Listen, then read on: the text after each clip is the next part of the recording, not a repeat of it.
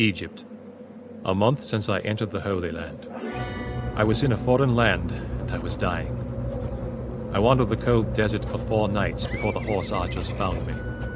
I had abandoned my mount to the vultures, and my armor to the heat of the day.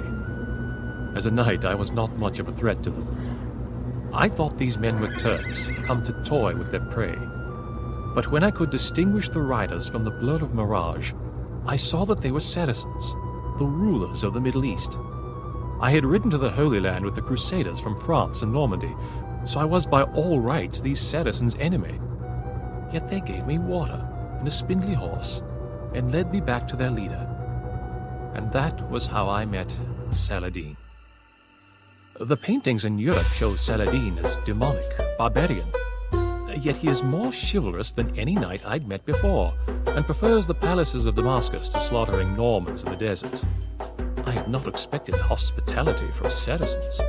We Normans execute any armed Arab we capture, but Saladin left me free to explore his camp.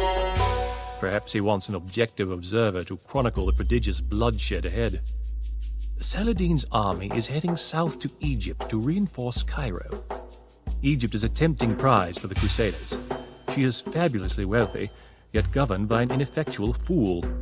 Before my capture, I was en route to join in the Crusaders' assault on Egypt. It is a bitter irony that now I shall view the contest from the enemy camp. So it was that I found myself less than 100 miles from the Dead Sea in the company of my enemies.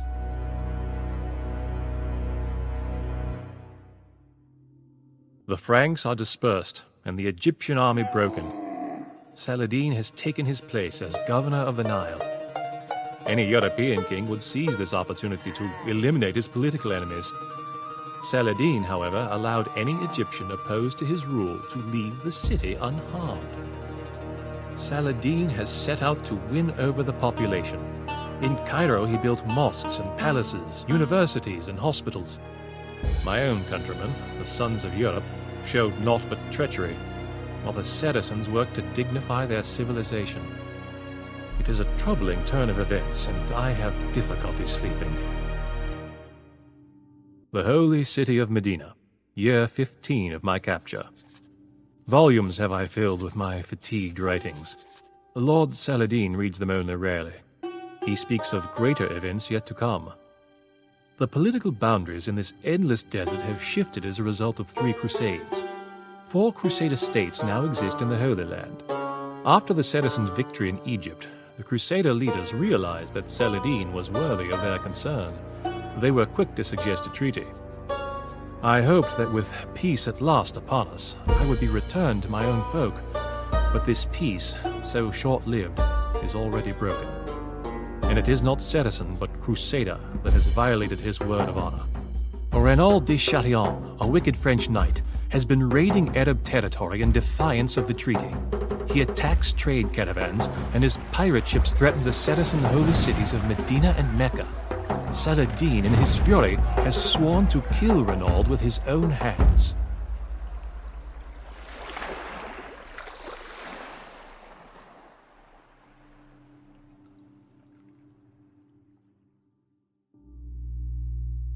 Although I am still prisoner, Saladin and his generals dine with me.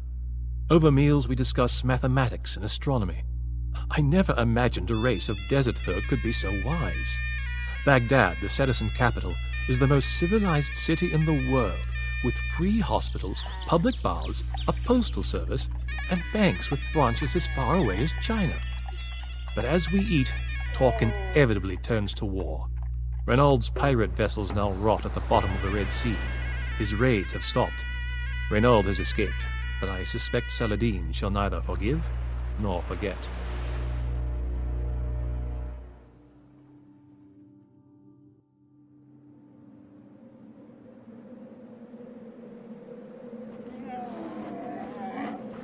Galilee, year 20 of my capture. Last night we rode into a sandstorm. The men dared not open their mouths to speak. We clung to the necks of horses or camels while waves of sand rose and fell around us. The Saracens have pursued a large force of Europeans into the desert. The Crusaders carry with them a relic, a piece of the true cross. Capturing this artifact will deal a severe blow to the morale of Saladin's Christian foes. I asked Saladin why we were here, miles from civilization and water. He said, to bring crimson death to the blue-eyed enemy. The huge Crusader army has halted to make it stand beneath the two peaks called the Horns of Hattin. At the Horns is only a single pool of water, and Saladin controls it. At night, the citizens ride out and extravagantly pour out vessels of water into the sand within sight of the thirst-crazed Europeans. It is cruelty worthy of a crusader. The fighting was fierce. The Crusaders had to conquer or die. Mostly, they died. Saladin has treated his prisoners well, providing them with ice water from the mountains and comfortable tents. For the first time in years, I have been able to speak to fellow countrymen, but I am unsure what to say to these invaders. Not all of the prisoners were treated so royally. Renaud de Chatillon was captured here, and fulfilling his vow, Saladin sliced off Renaud's head with his own scimitar. How ironic that it was only after the Crusaders entered their land that the citizens were transformed into the people that we set out to destroy. Jerusalem. 20 years have I been with the citizens. Saladin's target is Jerusalem. The great ancient city is sacred to Christianity, Judaism, and Islam, and is the virtual capital of the Holy Land. If there can be a victor in this endless conflict, it will be the army who holds Jerusalem. To complicate matters, Saladin is determined not to harm the city itself. If a single holy shrine is damaged, the populace might well view Saladin not as a liberator, but as yet another conqueror. The last time I entered Jerusalem as a crusading knight, I waded through the blood of victims. This time, not a building was looted, not a townsperson was injured. Saladin set free nearly every prisoner he took. The citizens of Jerusalem proclaimed Saladin as their savior. He offered to free me, but after 20 years in his service, I have decided to see it out to the end.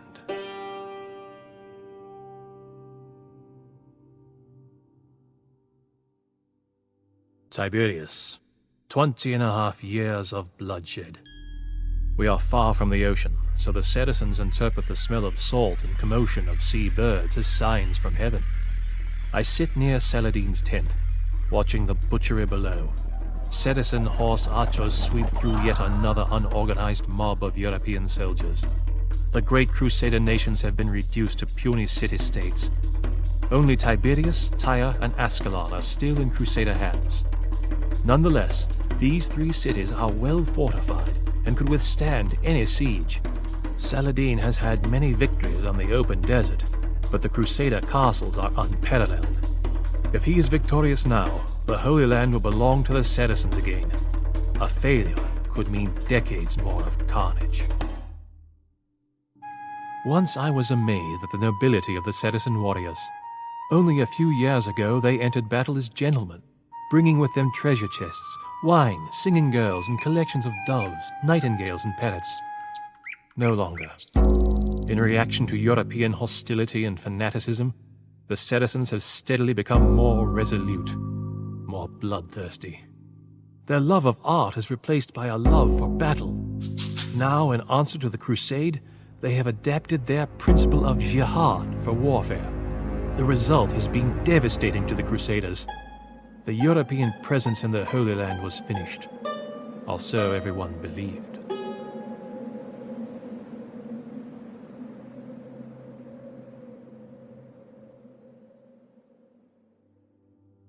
The city of Acre.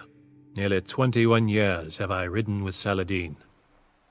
When word of the citizen victory at Jerusalem reached Europe, another crusade was launched. The kings of the three most powerful nations in Europe, England, France, and the Holy Roman Empire, embarked for the Holy Land with hundreds of thousands of troops. Saladin knows that his most dangerous opponent is Richard the Lion-Hearted of England, a brilliant tactician who learned the art of war fighting against his own father. He builds colossal fortresses and fights always from the front lines, the ideal of a romantic warrior. Richard's army has come ashore near Acre. Much of Saladin's army is trapped in the city, while 2 monstrous English trebuchets pound at Acre's walls. If Richard can defeat our army here, then he can walk into Jerusalem unopposed. Saladin knows that this is the climax of his jihad. All the Crusader states have fallen. If the Saracens can hold on to Acre, then the Europeans will be forced to return home. If Acre falls, then the centuries-long nightmare of eternal war, raid and counter-raid begin again. All Saladin's victories will be for nothing. The first year of my freedom. The fighting is over. The fire has gone out of Richard's lust for conquest. The 2 respected adversaries started speaking, finally, of peace. War is not gentle with men's health. Richard fell ill with a fever.